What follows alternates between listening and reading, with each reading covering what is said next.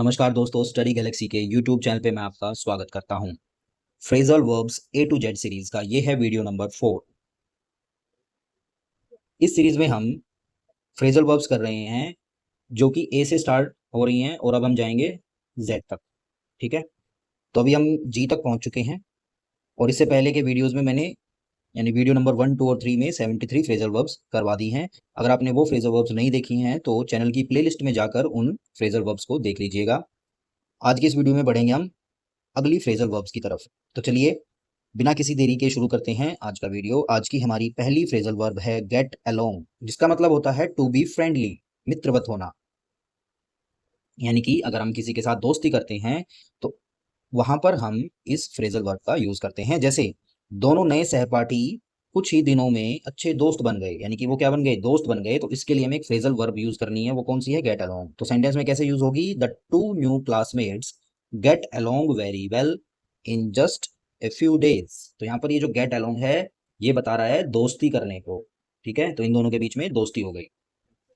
अगला है gate eight, जिसका मतलब होता है टू रीच और अंडरस्टैंड, पहुंचना या किसी चीज को समझना। जैसे मैं यह नहीं समझ पा रहा हूं कि तुम क्या समझाना चाह रहे हो। तो यानी कि यहाँ पर ये समझ नहीं पा रहा है, तो समझ नहीं पाने के लिए या फिर समझ पाने के लिए हम यूज करते हैं गेट एट। तो सेंटेंस में कैसे यूज करेंगे, वो समझ नहीं पा रहा है तो I can't get at what you are trying to explain. तो यहाँ पर ये जो गेट एट है ये बता रहा है कि वो समझ नहीं पा रहा है। अगला है गेट अवे, जिसका मतलब होता है टू एस्केप या भाग निकलना, बच के निकल के भाग जाना। सेंटेंस से समझेंगे, जैसे चोर पुलिस के आने से पहले भाग निकला। ठीक है, यानी कि वो पकड़ में नहीं आया, उससे पहले ही भाग गया। तो सेंटेंस में कैसे यूज करेंगे, the thief got away before the police arrive. तो यहाँ पर ये जो गोट अवे है ये क्या बता रहा है कि वो भाग निकला। अगला है गेट अवे विद, जिसका मतलब था टू एस्केप विदाउट पनिशमेंट, सजा से बच निकलना। अब यहाँ पर जो पहला इससे पहला था गेट अवे, अब यहाँ पर विद भी जुड़ गया है। अब इस चीज का ध्यान रखना है, विद के जुड़ते ही सेंटेंस का मतलब थोड़ा बदल गया है।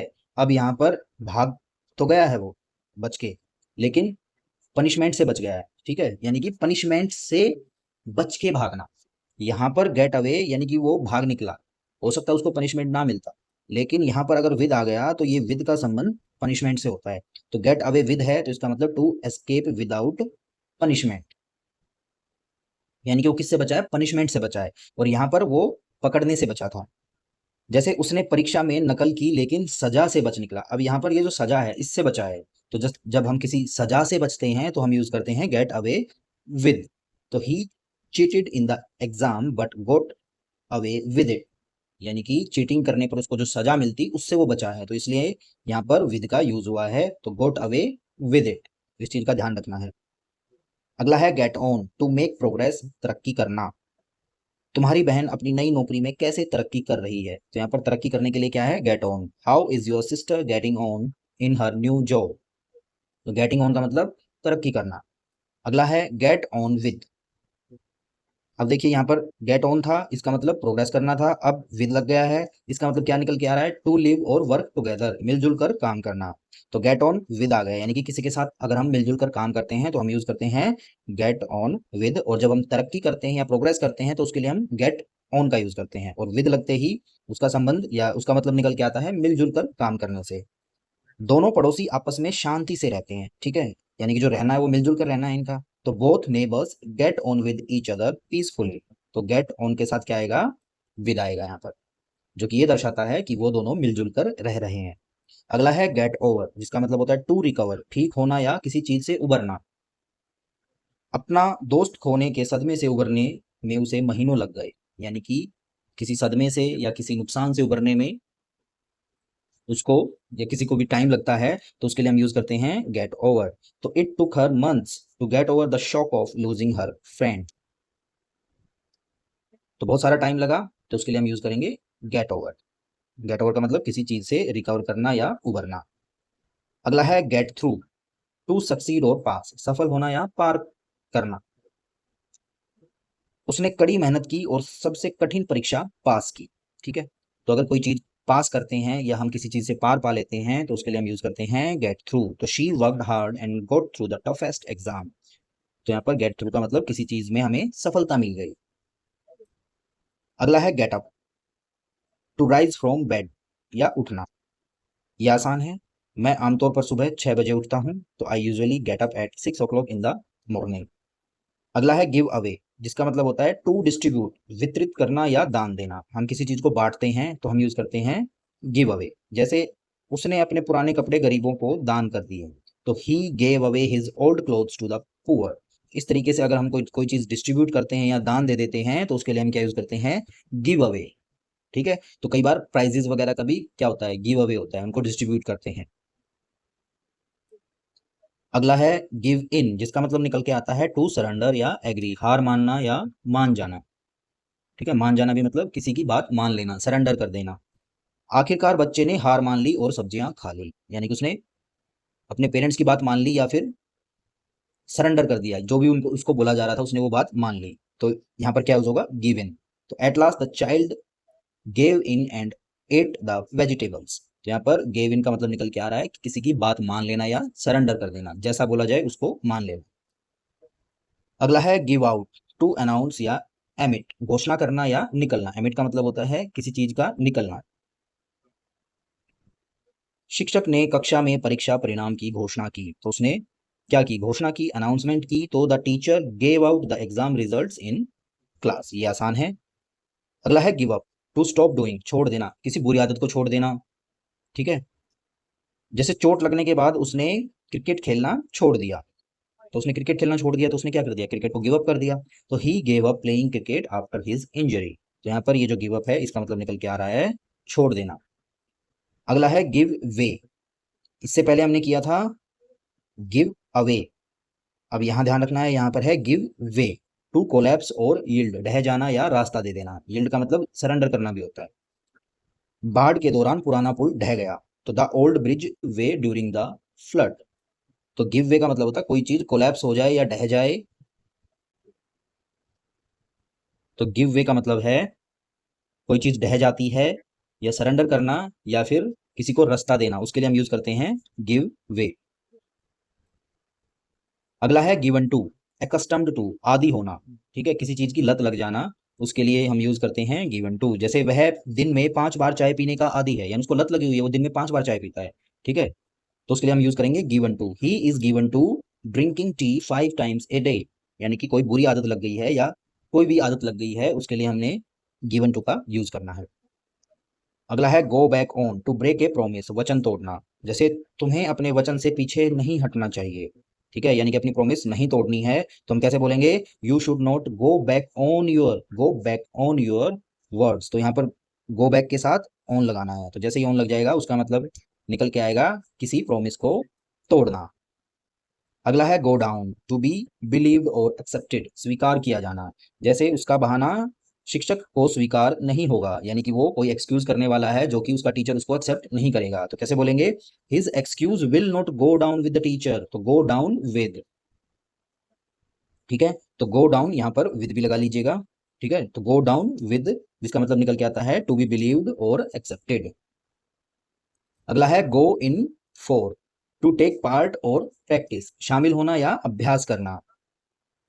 तो जब हम अ, किसी भी चीज में पार्टिसिपेट करते हैं या प्रैक्टिस करते हैं तो हम यूज करते हैं गो इन फोर। सेंटेंस से समझेंगे, उसने गायन प्रतियोगिताओं में भाग लेने का निश्चय किया, यानी कि उसने डिसाइड किया कि वो सिंगिंग कंपटीशन में भाग लेगा, तो या फिर लेगी। She decided to go in for singing competitions.